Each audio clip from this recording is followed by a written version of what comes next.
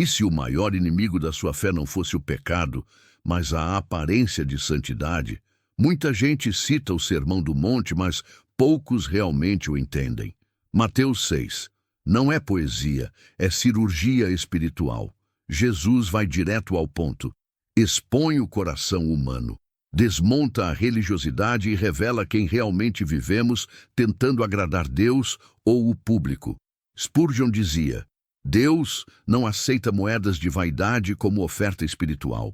E é disso que Jesus fala aqui, da fé que acontece no secreto, não no palco. Entre oração, jejum e tesouros no céu, Mateus 6 é um chamado radical à autenticidade a viver para os olhos do Pai, e não para os aplausos do mundo. Jesus abre Mateus 6 como quem traça uma linha no chão e diz: daqui para cá é o caminho do reino, dali para lá é pura encenação. Ele deixa claro que não basta fazer o bem se o coração busca curtidas, aplausos ou reconhecimento. É como postar uma foto ajudando os pobres só para ganhar seguidores, pode render comentários, mas no céu não conta como tesouro. Deus não se impressiona com performance. Ele vê no secreto, onde as câmeras não chegam e a plateia é apenas Ele. A hipocrisia é uma doença sutil. Se infiltra no sermão mais bonito, no jejum mais rigoroso e até na oração mais longa. Jesus sabia que o ego adora vestir roupa de santo e fazer pose de espiritualidade. Por isso, ele nos alerta: não negocie sua recompensa eterna por um elogio passageiro. É como trocar ouro por bijuteria. Charles Spurgeon comparava essa troca a vender o próprio trono por um banco de praça enferrujado, forte, mas verdadeiro. Para começar a viver essa advertência, faça um teste simples. Da próxima vez que ajudar alguém, não conte para ninguém. Nem uma indireta no grupo da família. Faça como quem planta uma semente e deixa Deus regar no silêncio. É no secreto que o coração aprende a servir sem precisar de holofotes. E, curiosamente, é nesse mesmo lugar que a recompensa divina começa a florescer longe dos olhos humanos, mas diante da presença que realmente importa. O quarto secreto, que Jesus menciona em Mateus 6, não é só aquele cantinho da casa onde você ora. É um território da alma onde as máscaras caem e o ego é desarmado. Ali não existe discurso ensaiado, não há espaço para a hipocrisia, só o coração nu diante do Pai. É um lugar onde a presença de Deus não é teoria, mas experiência viva. Charles Spurgeon dizia que a chave do quarto secreto abre portas no céu. E isso é mais real do que parece. Muita gente pensa que precisa de um cenário perfeito para buscar a Deus, mas a intimidade começa no simples. Pode ser no carro, num banco de praça ou até na cozinha, enquanto o café passa. O importante não é o local físico, mas o espírito rendido. Quando a porta se fecha, o mundo fica de lado e o reino se torna prioridade. É nesse silêncio que tesouros eternos são depositados no coração. E a luz de Deus dissipa toda a treva interior. Se você quer começar a cultivar esse hábito, marque um horário fixo no seu dia para estar com Deus e defenda esse momento como quem protege um tesouro raro. Não espere sentir vontade. Comece e a vontade virá. Leve sua Bíblia, talvez um caderno, e fale com ele como quem conversa com um amigo íntimo. Você vai perceber que, no secreto, a recompensa não é algo que Deus dá, mas o próprio Deus. E uma vez que experimenta isso, é impossível se contentar com menos. Quando Jesus fala sobre oração em Mateus 6, ele desmonta o palco e apaga os refletores. Para ele, oração não é um discurso persuasivo para impressionar Deus ou as pessoas. É rendição pura.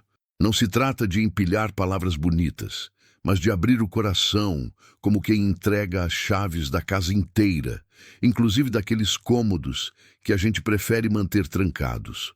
O céu não se move por performance, mas por sinceridade. Muitos ainda acham que orar é convencer Deus a fazer o que queremos, mas o verdadeiro encontro de oração muda a nossa vontade, não a dele. É no secreto que aprendemos a dizer: seja feita a tua vontade, sem um asterisco escondido. Charles Spurgeon costumava lembrar que a oração é a respiração da alma. Sem ela, o espírito sufoca. E, sinceramente, não adianta orar bonito se a intenção é manipular ou parecer mais espiritual do que realmente é. Se quiser experimentar essa rendição, comece tirando alguns minutos para orar de forma descomplicada. Fale com Deus sobre o que realmente sente, até as coisas que tem vergonha de admitir. Confesse onde o ego tem comandado, onde as trevas internas ainda insistem em apagar a luz. Não tenha pressa de sair da presença. Às vezes, o silêncio diante dele é mais transformador que 1000 palavras. No fim, você percebe que a oração verdadeira não muda apenas as circunstâncias, mas muda você. Em Mateus 6, Jesus tira o jejum da prateleira das tradições para colocá-lo no coração da vida espiritual. Ele deixa claro: jejuar não é exibir um rosto abatido para mostrar santidade, mas um ato secreto que mata o ego e fortalece o espírito. Não é sobre trocar um prato de comida por aprovação social, e sim sobre trocar aquilo que alimenta a carne por uma fome real da presença de Deus. No jejum, a justiça do reino se sobrepõe ao apelo da hipocrisia. O verdadeiro jejum é um lembrete diário de que nem só de pão vive o homem. É como sintonizar o coração na frequência do céu, abrindo espaço para que a luz divina exponha as trevas escondidas.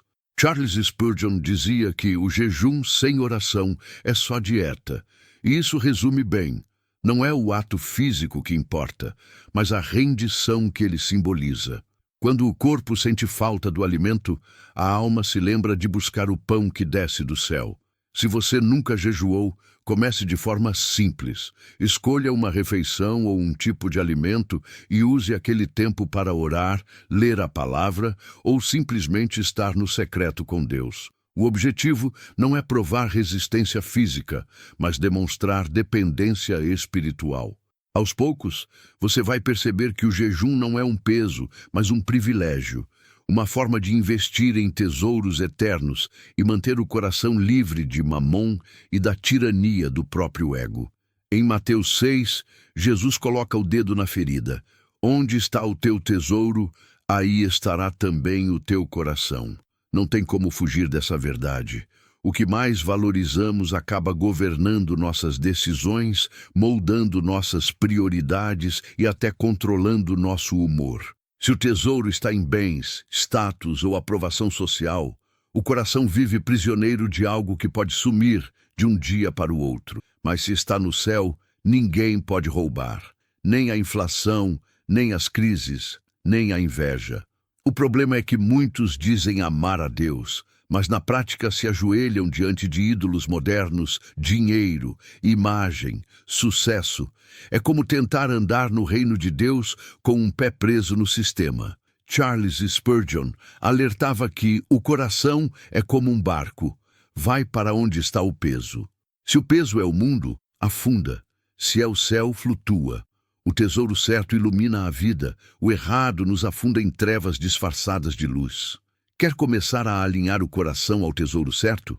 Faça um inventário honesto, onde você investe mais tempo, energia e recursos. Depois troque parte desses investimentos terrenos por algo que tenha valor eterno. Pode ser tempo no secreto, generosidade com quem precisa ou dedicação à justiça do reino. Aos poucos, você vai sentir a liberdade de quem não vive mais correndo atrás do vento, mas construindo para a eternidade. Quando Jesus fala em Mateus 6 sobre olhos bons, ele não está dando aula de oftalmologia, mas revelando um princípio espiritual profundo. Os olhos são como janelas que deixam entrar luz ou trevas no interior. Se estão limpos, o coração recebe clareza, discernimento e paz. Mas se estão contaminados pelo orgulho, pela cobiça ou pela vaidade, a escuridão toma conta, mesmo que por fora pareça luz. É o perigo da falsa espiritualidade, aquele brilho que é só reflexo, não fonte. Olhos bons não significam ingenuidade, mas pureza de perspectiva.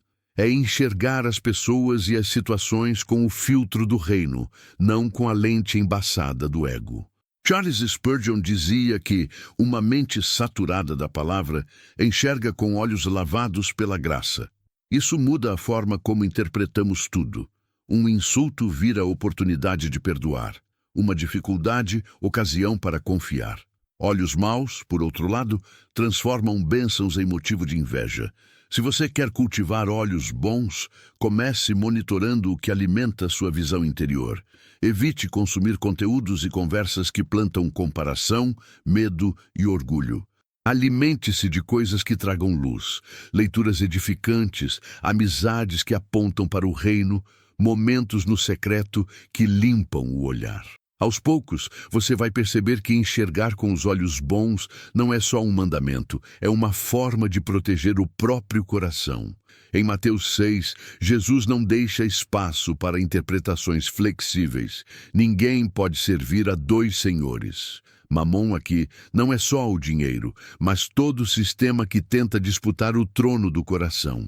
Pode ser carreira, imagem, poder ou até relacionamentos. O problema não é possuir coisas, e sim ser possuído por elas.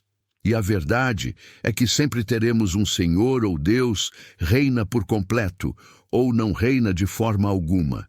O perigo de servir a Mamon é que ele promete segurança e liberdade, mas entrega ansiedade e escravidão. Charles Spurgeon dizia que quem guarda o ouro como seu Deus será consumido pelo fogo que ele acende. Servir a Deus, por outro lado, é viver na luz da provisão e da rendição, sabendo que o Pai cuida do que precisamos. O reino não divide comando, ele exige exclusividade. É casamento de fidelidade integral, não namoro aberto. Se você quer identificar a quem está servindo, observe suas decisões nas horas de pressão. É a voz de Deus que define ou a lógica de Mamon. Comece entregando pequenas áreas ao Senhor, aquelas que você costuma segurar com força. A cada passo de obediência, a presença de Deus se torna mais real e o coração encontra paz. No fim, servir ao Rei é o único investimento que rende tesouros eternos sem risco de perda. Jesus encerra Mateus 6 com um golpe certeiro na raiz da ansiedade. Buscai primeiro o reino de Deus e a sua justiça, e todas estas coisas vos serão acrescentadas. Aqui, ele não está incentivando desorganização ou irresponsabilidade, mas ensinando prioridade. Quando o reino e a justiça de Deus ocupam o topo da lista, o coração descansa, porque sabe que o Pai já está cuidando do restante. É uma troca de peso, entregamos o controle e recebemos paz. A ansiedade nasce quando olhamos mais para as necessidades do que para o provedor. É como tentar guiar um barco olhando só para as ondas e esquecendo do capitão. Charles Spurgeon lembrava que o que é colocado em primeiro lugar governa todo o resto. Quando o foco é o reino, até os desafios ganham sentido, porque são vistos à luz da presença de Deus. É aí que a rendição deixa de ser teoria e se torna prática diária. Se quiser começar a viver isso, experimente iniciar o dia buscando a Deus antes de abrir as notícias ou as redes sociais. Separe tempo para oração, leitura e reflexão no secreto, alinhando seu coração com o tesouro eterno. A cada escolha que coloca o reino em primeiro lugar, seja no trabalho, nas finanças ou nos relacionamentos, você verá a ansiedade perder força. Afinal, quem vive para o eterno não se desespera pelo provisório. Você percebeu que Mateus 6 não é apenas um conjunto de partes do Sermão do Monte para serem lidas e esquecidas, mas um mapa do coração.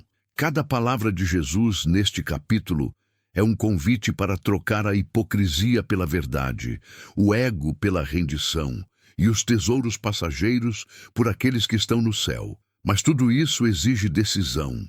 E a pergunta é, qual será a prioridade do seu coração a partir de hoje? Se o seu olhar estiver cheio de luz, suas escolhas refletirão o reino. Mas se Mamon ainda ocupar espaço, as trevas vão distorcer até o que parece certo. O que vai governar sua vida? A presença de Deus ou a lógica ansiosa do mundo? Está pronto para entrar no quarto secreto e deixar que ele transforme seu interior. Charles Spurgeon diria que o crente que se lança inteiro nos braços do Pai nunca fica sem chão. Então, antes de encerrar esta leitura, tome um passo prático. Escolha um ato secreto que ninguém saberá e dedique-o a Deus. Depois, volte para me contar o que mudou. E se deseja continuar mergulhando nessas verdades que alimentam a alma, inscreva-se no canal e ative as notificações. O reino está aberto para quem decide buscá-lo e a transformação começa agora.